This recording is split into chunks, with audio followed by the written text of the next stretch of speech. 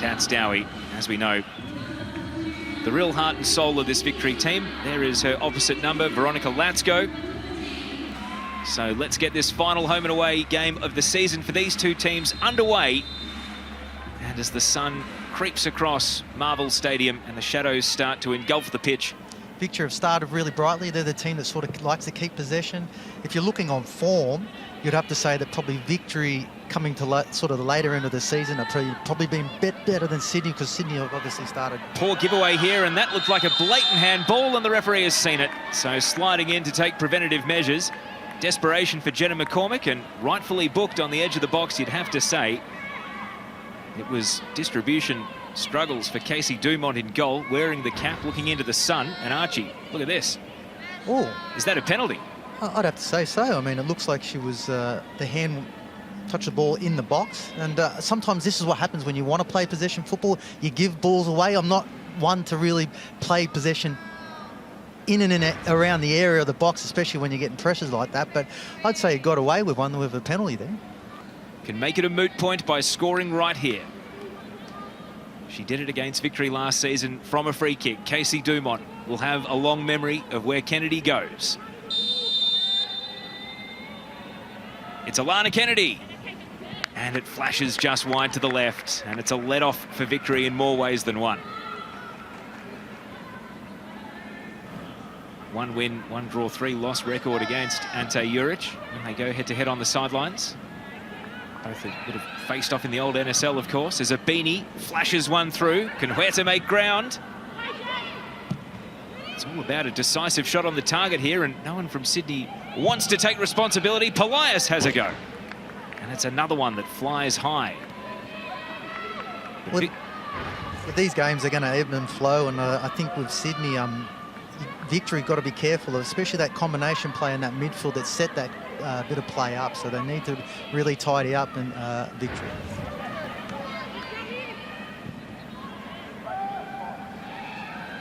This time, the short passing out from a goal kick. A bit of trickery from Jenkins allows her to really show her speed for the first time today. And a well-measured pass to Angie Beard. What comes next for Victory? Neat 1-2 with Melina Ayres. Beard hunting for Dowie, and it's a great save at point blank from Aubrey Bledsoe. Victory so close to the opener, and Bledsoe's first save is a ripper. Yeah, when Jenkins gets space, she's got so much speed, but the composure to pick out Ayres on the far post there, and what a lovely 1-2.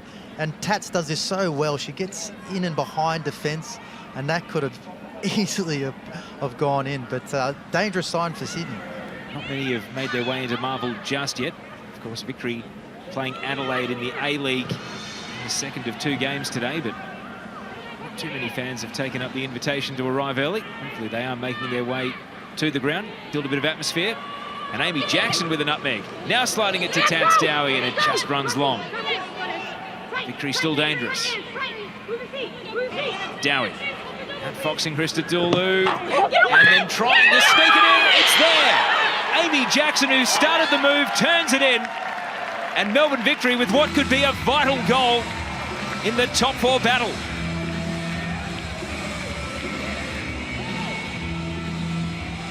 And the Victory fans that are here enjoy it.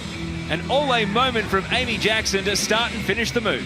Well, look at this. This is the type of runs that Natasha Dowie does make. It's on the shoulders of players, making sure she's not offside. But when she sizes up a 1v1 and no other defender supporting that defender, she makes that run forward. But Amy Jackson, the way that she's in the box, and that's what you want from your attacking midfielders, to be able to get into the box and you know, get on the end and score goals. And crucial point in the game. And again, Natasha Dowie, what a beautiful little run in behind. But I think that's going to be an Ellie Brush own goal.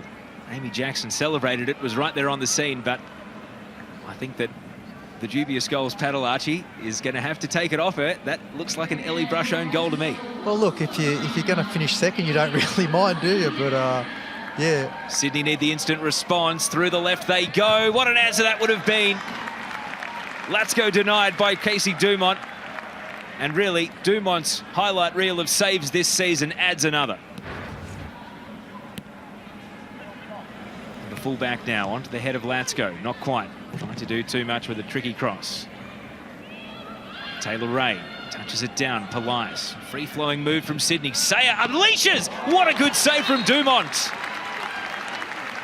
Fantastic football all round. Great attacking play from Sydney and an even better save to deny them. Yeah, that's a wonderful strike. Sydney are really starting to come into this game after that goal. I mean, they're starting to move the ball around. That's a wonderful strike. And now Dowie back to Hansen. We'll try to turn provider here, Dowie. Really dangerous cross, and Ayres' header loops out, but that was a really good multi-phase attack there from the Victory. And this is exactly the way that Jeff Hopkins would have been saying in the first half is let's start really brightly and show our intent straight away. And they really have. I mean, it's some really dangerous balls being put into the box. Polly Doran, a midfielder, and Grace Maher, another midfielder. So we'll wait and see what minute Jeff Hopkins maybe starts to think about trying to lock the game down rather than hunt a second right now. This team has started with real intent to try and get a bit of a buffer. Here's Jenkins, blocked straight away. And now gets another chance and nestles it in the net. Darian Jenkins. What a goal that is. Melbourne Victory looking good for second spot now. Wow, what a strike. She started off the game really brightly, attacking her to players and on her side defending. But again, she's willing to have that opportunity. She's willing to pull the trigger. And sometimes, you know what, the ball fortuitously falls to your feet, but to still be able to have that composure, just go, you know what, I'm going to eat this and see where it goes. And, you know, it's a goal and they're 2-0 up. Now Angie Beard able to run away from Christodoulou and turn this attack into the path of Ayres, and Longo was waiting. The ball's been cleared. Jackson following up. Play continues. Beard's cross. Dowie's there. And the header goes wide.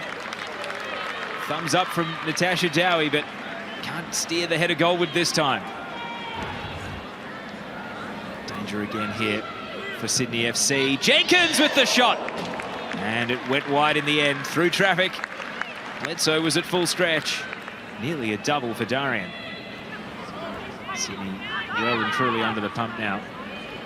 The subs haven't quite had the desired impact. Victory are just continuing on their merry way, and Angie Beard has been having a bit of a day out. Takes on Christodoulou and forces Bledsoe to parry it over. Angie Beard looking back to her best today. As we reach the hour mark, it's starting to become a question of how long until Victory add a third.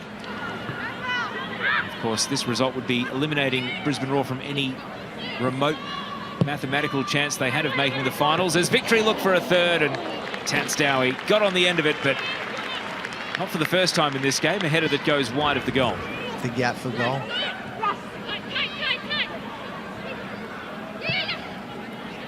Sydney on their last line of defence. Dowie still trying to make every pass difficult. And it forces a turnover. Jenkins able to skip past Sayer. Still Jenkins. Sensational from Darian Jenkins. A solo goal of the highest quality, and you can pencil Melbourne Victory into second place now.